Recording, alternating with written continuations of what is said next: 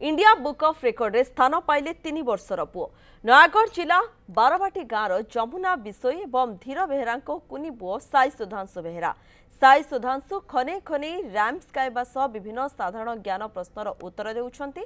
जगन्नाथ संस्कृति इतिहास राजनीति देश विदेशर राजधानीर ना फल फूलर इंग्राजी ना इंग्राजी एवं ओडिया रैम्स इत्यादि निर्भुल भावे अति शीघ्र कहि पारुछंती साई सुधांशु।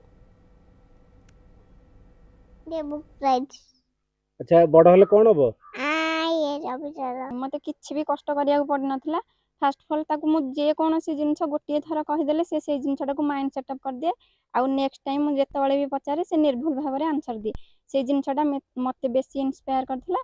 मु दिन को दिन ताकू विभिन्न विभिन्न नुआ नुआ जिनस शिखेली आउ तार आज रिजल्ट मते बहुत खुशी लागुची। आज मदर मु बहुत प्राउड फील करछि। बहुत खुशी लगुच कहीं सी 3 वर्ष है 3 वर्ष जो पे ठीक से कथबार्ता करें मो पु से इंडिया बुक ऑफ रेकर्ड ना कर बहुत खुशी लगुच।